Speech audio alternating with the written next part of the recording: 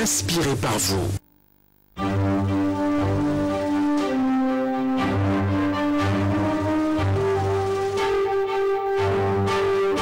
LTM, la télévision du monde, inspirée par vous.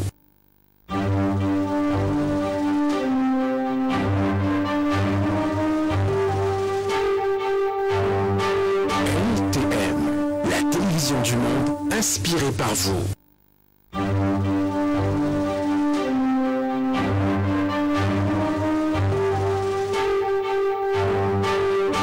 LTM, la télévision du monde, inspirée par vous.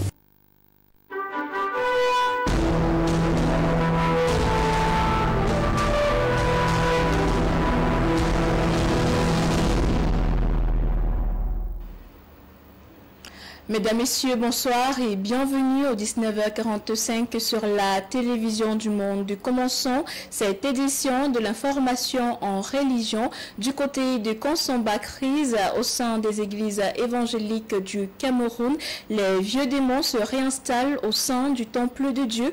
Il n'y a pas eu de culte dominicain ce dimanche 25 avril 2021 au sein de la paroisse de Pola dans l'arrondissement de Konsomba. 3e, les fidèles dénoncent la malversation financière du pasteur en service et demandent son départ. Plus de détails avec Jean-Germain Yetna et Château Valérienne.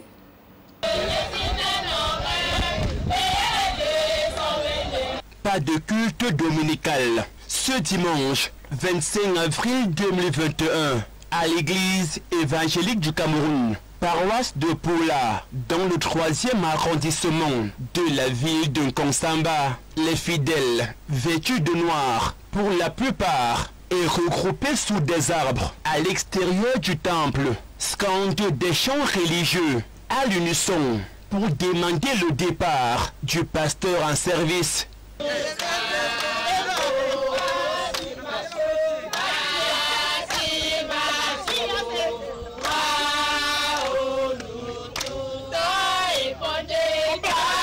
Non, je constate que la paroisse est fermée.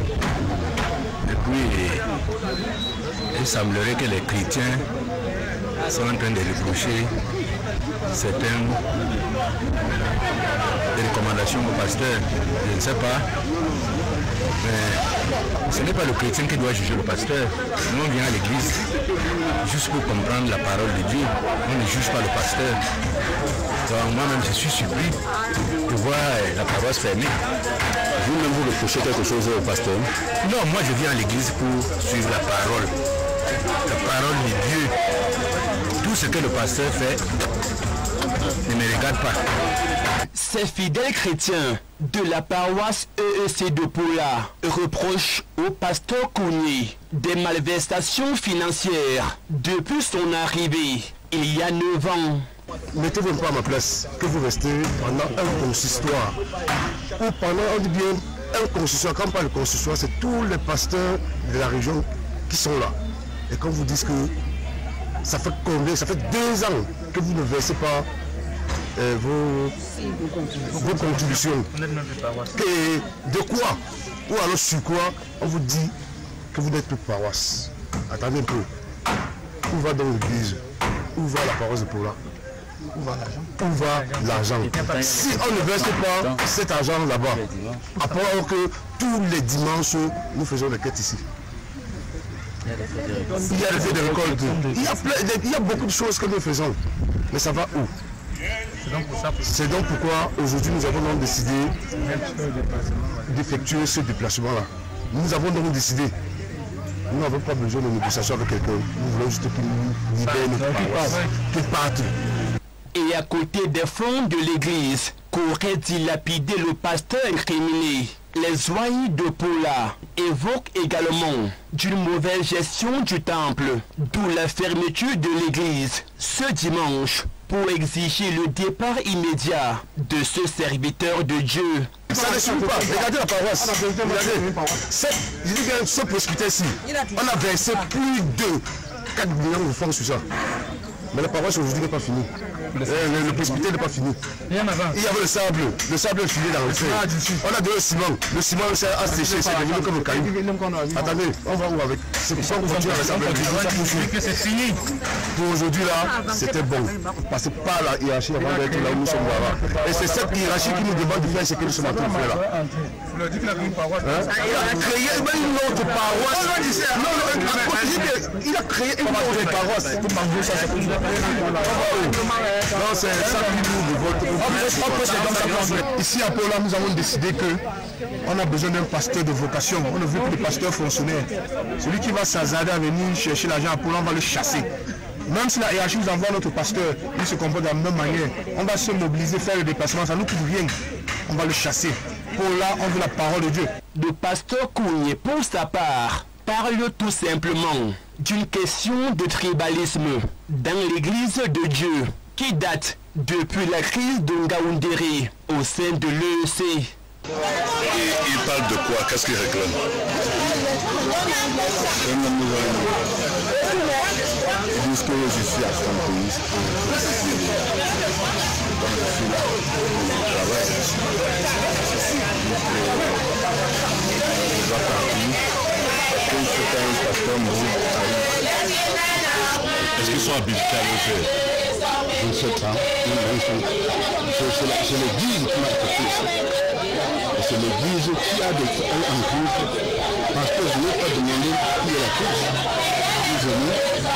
Et je attends que l'église officiellement la fasse. Pour l'heure, la paroisse de Pola de l'église évangélique du Cameroun en Konsamba 3e reste fermée jusqu'à nouvel ordre.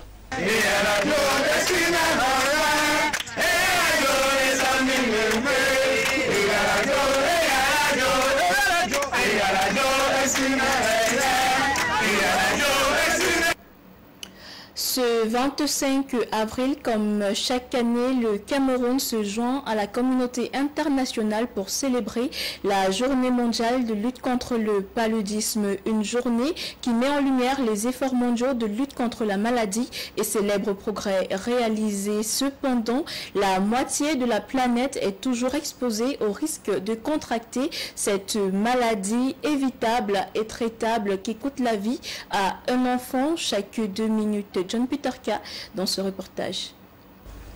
Des progrès ont été faits au cours des 2 dernières décennies dans la lutte contre le paludisme dans le monde. 7 millions de vies ont été sauvées et plus d'1 milliard de cas de paludisme prévenus. La journée mondiale de lutte contre le paludisme cette année unifie et s'appuie sur le mouvement Zéro Palu je m'engage et la campagne Tirer un trait sur le paludisme. Le thème de cette année Zéro Palu, Tirer un trait sur le paludisme, explore et établit un lien entre l'élimination du paludisme dans les milieux à charge élevée. Les objectifs de la journée mondiale de lutte contre le paludisme sont entre autres souligner les succès des pays dans la lutte contre le paludisme, inspirer un nouveau groupe de pays qui ont le potentiel d'éliminer la maladie d'ici 2025, démontrer que Zéro Palu est à la portée de tous les pays et illuminer les monuments du monde entier le 25 avril 2021 pour marquer la journée mondiale de lutte contre le paludisme. Au Cameroun, face à la double menace que constitue la résistance aux antipaludéens et la Covid-19, le pays a par ailleurs réalisé d'importants progrès vers son objectif d'élimination du paludisme d'ici 2030. Le nombre de cas de paludisme signalés a diminué de plus de 96% entre 2000 et 2020. Les décès dus au paludisme, quant à eux, ont diminué de plus de 99% au cours de la même période. Il est donc clair que le paludisme tue. Il ne reste donc plus qu'à appliquer les bonnes habitudes, celles de rester dans des milieux sains, faire la propreté autour de soi et surtout dormir sous une moustiquaire imprégnée. Pour faire face à la montée en puissance du paludisme, le Cameroun entend se doter d'un insectarium financé par la France. L'outil de lutte contre le paludisme sera érigé au centre Pasteur de Yaoundé. Frédéric Moutomé. Le Cameroun va disposer bientôt de son insectarium. Il sera logé au Centre Pasteur du Cameroun. L'ambassade de France au Cameroun s'est engagée à accompagner le pays de Paul Biya dans la mise en place de ce projet qui permettra de réduire les dégâts causés par le paludisme. Des études révèlent que 80% de la population dans les zones endémiques porte le parasite Plasmodium falciparum sans faire la maladie. Ces personnes asymptomatiques sont la cible des scientifiques du laboratoire de recherche sur le paludisme au Centre Pasteur. Les recherches vont désormais prendre un coup d'accélérateur grâce à l'insectarium qui y sera aménagé juste en face du laboratoire. Les locaux déjà apprêtés pour la circonstance n'attendent que les appareils et autres matériels qui seront mis à la disposition par la France. Il est question dans un premier temps de donner le nécessaire pour permettre aux scientifiques locaux en parfaite symbiose avec l'Institut de recherche et de développement d'intensifier les travaux pour apporter des réponses plus efficaces contre le paludisme. Le paludisme demeure un problème majeur de santé publique au Cameroun. Le taux de prévalence de cette maladie qui tue des milliers de personnes chaque année dans le pays est de 26%. Elle est responsable d'à peu près 40% d'hospitalisation dans les formations sanitaires du triangle national. Opérationnel dans quelques mois, l'insectarium va améliorer le cadre et les conditions de travail de ces acteurs de la santé. Plusieurs partenaires, dont la France, vont apporter une contribution financière pour le succès de ce projet.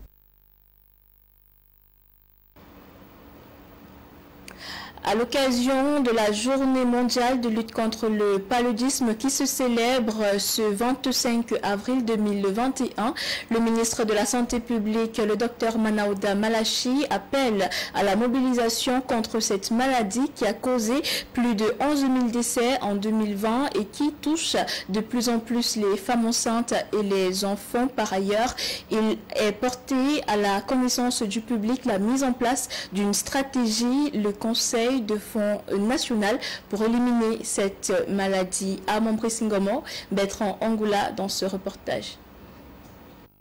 Le paludisme, de même que la malnutrition, demeure l'une des premières causes de mortalité en Afrique et frappe plus durement les femmes enceintes et les enfants. Selon certaines sources, en Afrique subsaharienne, le paludisme représente 60 à 70% des morbidités, particulièrement pendant la saison des pluies, période de haute transmission. En associant les meilleures pratiques aux innovations. Le ministre de la Santé publique, lors d'une déclaration à la presse, rappelle ici l'importance de s'unir autour d'un but commun, vaincre cette maladie.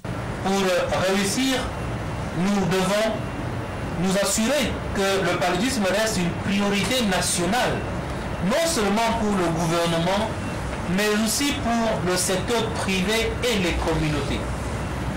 Agir de manière diligente et nous assurer de disposer des ressources nécessaires pour la mise en œuvre de la stratégie nationale de lutte contre le paludisme. Malgré la pandémie liée au Covid-19, le paludisme reste une problématique majeure. Alors que le Cameroun doit faire face à la crise du coronavirus, le ministère de la Santé publique et ses partenaires pensent qu'il est primordial de ne pas baisser la garde face au paludisme et de poursuivre les actions de prévention, de détection et de traitement des cas. D'où l'annonce de la mise en place d'une nouvelle stratégie, le Conseil et le Fonds national pour l'élimination du paludisme.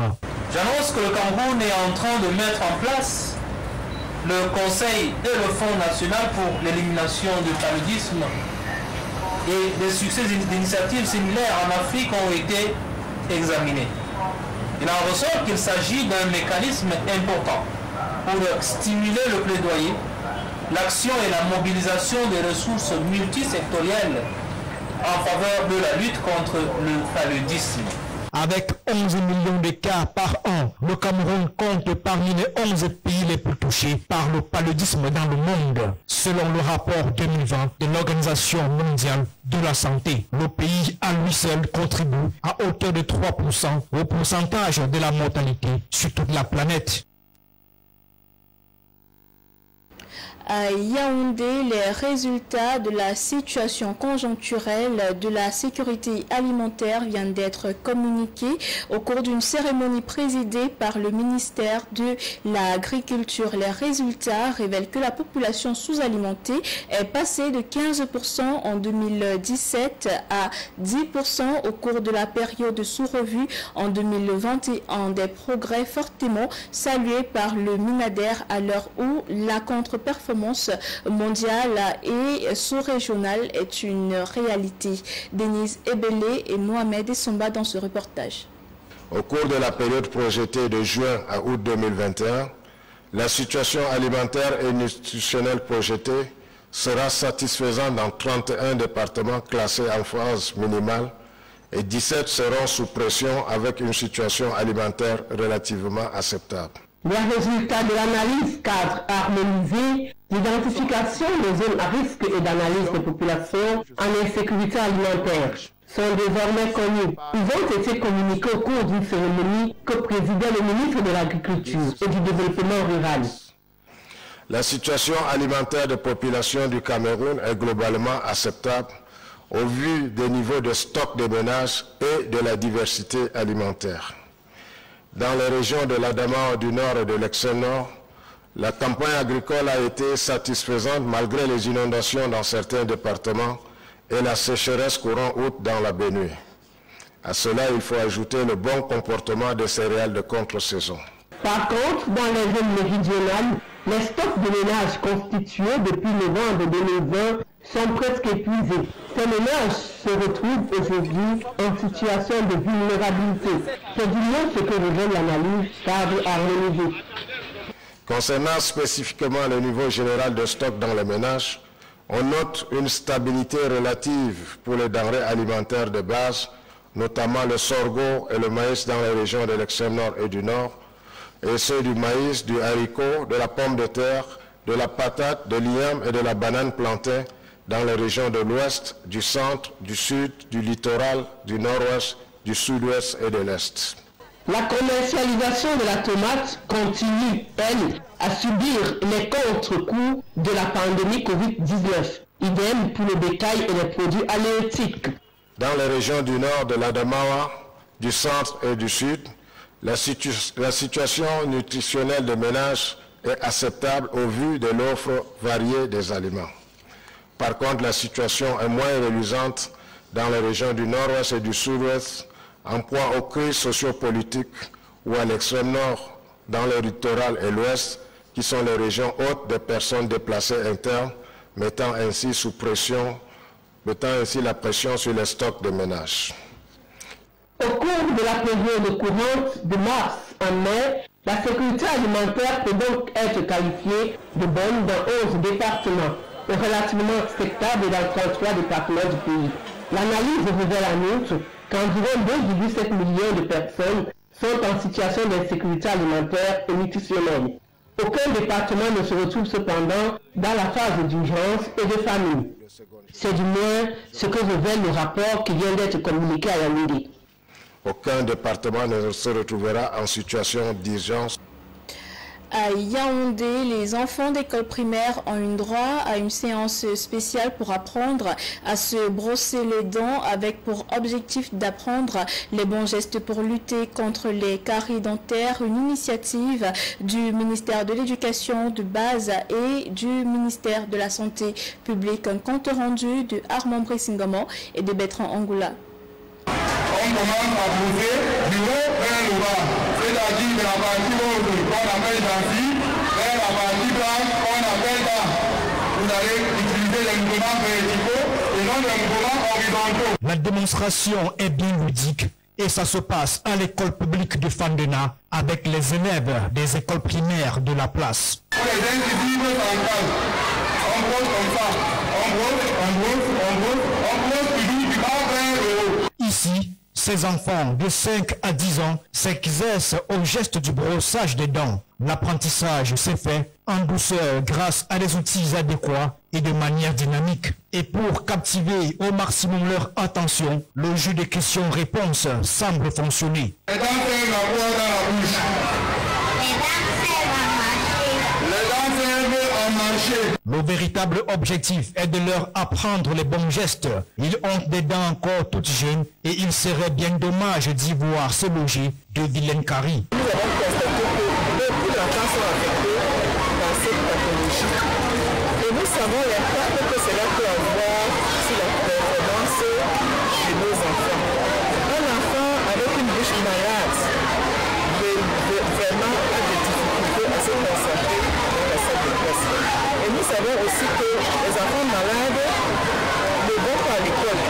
Un autre volet de cette initiative consiste à sensibiliser les parents, car en grandissant, les enfants sont de plus en plus exposés à des problèmes bucco-dentaires. Nous lançons un message aux parents qui sont à la maison, qui nous écoutent, pour qu'ils mettent un point d'honneur sur les jeunes bucco-dentaires de leurs enfants, parce que nous savons que ça impacte brièvement sur les performances scolaires. Il est important que l'habitude soit consolidée.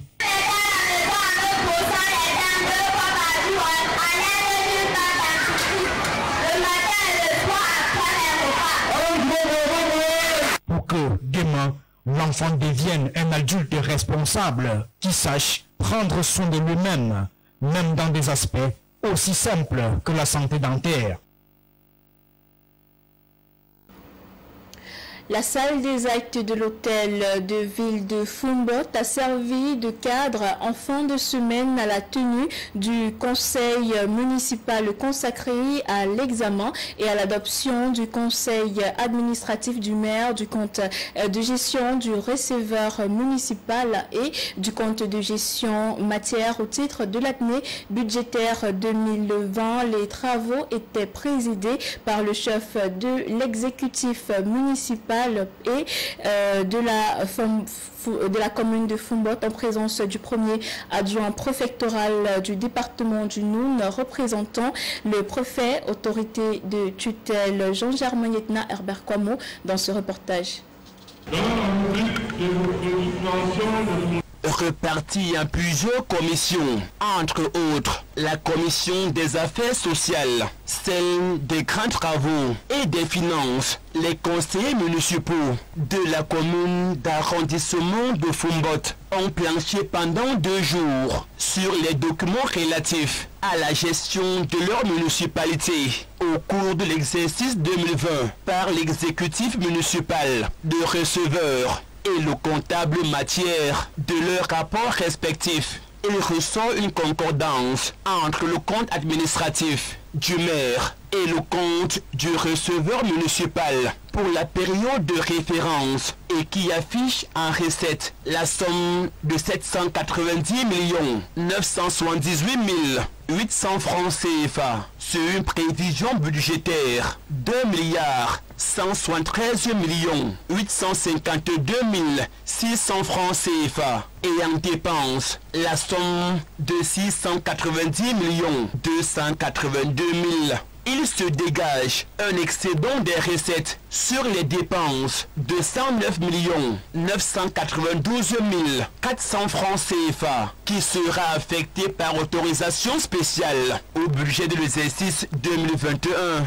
De l'avis du maire, ces recettes ont servi à la réalisation des projets sociaux de base, la poursuite de la construction du complexe marchand, la collecte et la valorisation des déchets, la réhabilitation du plan d'occupation des sols et les études pour la construction des logements sociaux afin d'améliorer le cadre et les conditions de vie des populations dont il a la charge. Nous avons en dehors de notre complexe marchand, nous avons des réalisations, nous avons des routes que nous avons faites. On a ressorti une route très importante pour l'arrondissement de Foumbot, pour le département du Nord et même pour la région de l'Ouest. C'est une grande route qui dessert tous les agriculteurs. Prenons la route qui part de Fossan, Tenjonoun, Momo, Okwavu et Mangou. Vous voyez, quand on part de Bafoussam pour aller à Banganté, on n'est pas obligé de contourner par Foumbot, ou bien si on part de Banganté pour aller à Bafoussam, via Momo, on ne va plus revenir au centre-ville de la ville de Foumbot. C'est très important et que nous sommes en train de desservir encore un autre axe qui va partir de Nkolom, route de Massangam, pour desservir ces populations. Le premier adjoint préfectoral du département du Noun, représentant l'autorité de tutelle, a salué la collaboration qui existe entre l'exécutif et l'organe délibérant avant de leur demander de multiplier les ressources propres de la commune en explorant d'autres niches de richesse, en plus du compte de gestion matière qui a été validé. Une quinzaine de délibérations ont été adoptées pour le bon fonctionnement de cette collectivité territoriale décentralisée. Le lancement du projet de développement des chaînes de valeur de l'élevage et de la pisciculture est officiellement lancé. C'était hier 24 avril 2021 à Yaoundé. Ce projet est le fruit de la coopération entre le Cameroun et la BAD. Patrick Ngwanya dans ce reportage. Le lancement du projet de développement des chaînes de valeur de l'élevage et de la pisciculture est un fruit de la coopération entre la République du Cameroun et la Banque africaine de développement. Le projet de développement des chaînes de valeur de l'élevage et de la pisciculture a pour objectif de contribuer de manière inclusive à l'amélioration de la sécurité alimentaire et nutritionnelle et à la réduction de la pauvreté dans la zone d'intervention, c'est-à-dire les 10 régions du Cameroun. Il vise l'accroissement compétitif et hygiénique des produits bovins, porcins et piscicoles et l'amélioration des revenus des acteurs, ainsi que la promotion de l'entrepreneuriat et la création de l'emploi des jeunes diplômés. Le PDCVEP a une durée de 5 ans pour un coût de 99,27 millions d'euros, dont 84 millions d'euros de la Banque africaine de développement, soit environ 65 milliards de francs CFA. Ces activités s'organisent autour de 3 composantes, à savoir le développement des infrastructures nécessaires à la mise à niveau des filières, le renforcement des capacités des acteurs des 3 filières et la coordination et la gestion du projet. Ce projet a ciblé 3 filières, bovines, porcines et piscicoles, avec une approche chaîne de valeur retenue pour renforcer la productivité et la compétitivité des dites filières avec l'implication du secteur privé de type commercial, industriel et bancaire, tout en offrant les possibilités de création des entreprises aux jeunes. Le coordonnateur national du projet, le docteur Aboubakar Njoya, a indiqué les activités attendues de ses partenaires que sont le Fonds spécial d'équipement et d'intervention intercommunale FECOM, l'industrie de recherche agricole pour le développement IRAD, l'Agence des normes et de la qualité ANOR, la Société de développement et d'exploitation des productions animales SODEPA, l'Organisation des Nations Unies pour l'alimentation et l'agriculture FAO, le Bureau international du travail BIT et la Caisse nationale de prévoyance sociale SCDP. Selon le ministre de l'Élevage, des Pêches et des Industries animales, le docteur Taïga, par ailleurs président du comité de pilotage de ce projet, le PDCVEP, vient contribuer à la mise en œuvre de la stratégie nationale de développement 2020-2030 qui préconise pour la production animale et halieutique de veiller à la sélection des races animales et des espèces d'alevins productifs et adaptés à l'environnement local, de produire et veiller à la bonne distribution des aliments et des produits vétérinaires de qualité permettant une croissance optimale des espèces animales et halieutiques à un coût abordable pour le producteur local, d'encourager des partenariats publics-privés pour la production industrielle et la distribution des intrants nécessaires à la production animale et halieutique et de développer la recherche sur les espèces animales et le protocole d'aliments.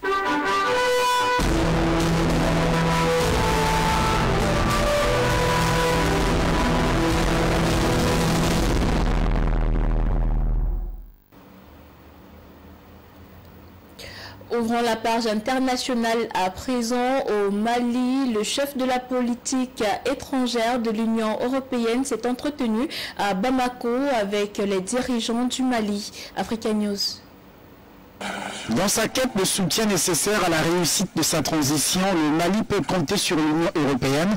Le pays a reçu les assurances dans ce sens du patron de la diplomatie de l'UE lors de sa rencontre avec le président malien Badao. Une participation notamment dans l'organisation des prochaines élections. Mais enfin, j'ai l'honneur et le plaisir d'avoir vu le président pour la transition et apporter le soutien clair de l'Union européenne accepte une transition civile. C'est une transition qui doit être historique quand même. C'est une transition qui doit poser les bases d'un nouveau Mali, avec un processus et un calendrier qui doit être tenu, les élections d'abord, les réformes structurelles et la bonne gouvernance. Pour ceci, le Mali peut compter sur le soutien de l'Union européenne.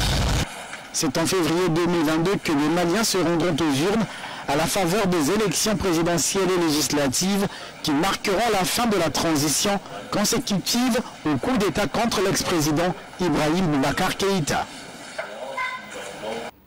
Au Kenya, le pays connaît une forte demande de vaccins contre le coronavirus. Une fois de plus, Africa News dans ce reportage. Près de 900 000 Kenyans ont déjà reçu leur première dose du vaccin AstraZeneca. Plusieurs d'autres sont dans le starting block. La population semble avoir ici balayé les discours anti-vaccins et opte pour l'immunité face au virus. Une ruée vers le vaccin, encouragée notamment par la rigueur de la troisième vague de la pandémie. Les gens réalisaient que si vous ne vous faites pas vacciner, vous risquez de contracter une forme grave du Covid-19. Et je pense que cela a fortement incité les populations à venir dans les établissements et à demander le vaccin. Et je pense que c'est une bonne chose. En tant qu'enseignants, nous interagissons normalement avec les élèves, avec les étudiants, mais aussi avec nos collègues. Donc, il y a un lien avec la pandémie. Et la Covid-19, je veux dire. C'est la raison pour laquelle j'ai décidé de me faire vacciner. J'ai reçu mon vaccin et je me porte plutôt bien. Mais cette volonté à se faire vacciner risque d'être plombée par un obstacle de taille, le manque du précieux liquide. Le Kenya a épuisé le million de doses reçues de l'initiative COVAX. La quasi-totalité de ces doses ont maintenant été administrées et en raison des restrictions à l'exportation de l'Inde, la prochaine livraison a été retardée. Nous sommes donc actuellement dans une situation où l'approvisionnement en vaccins est le plus gros problème. Nous encourageons donc les pays à s'approvisionner bilatéralement auprès du fabricant. Le centre de vaccination change de stratégie. Il faut désormais prendre rendez-vous un jour avant. Sont considérés comme prioritaires à l'heure actuelle dans le pays le personnel médical, les enseignants, les agents de sécurité et les personnes âgées de plus de 58 ans. C'était tout pour cette édition de l'information. Mesdames, Messieurs, merci de nous avoir suivis. Restez en compagnie de nos programmes sur la télévision du Monde. Bon début de semaine à vous et à très bientôt.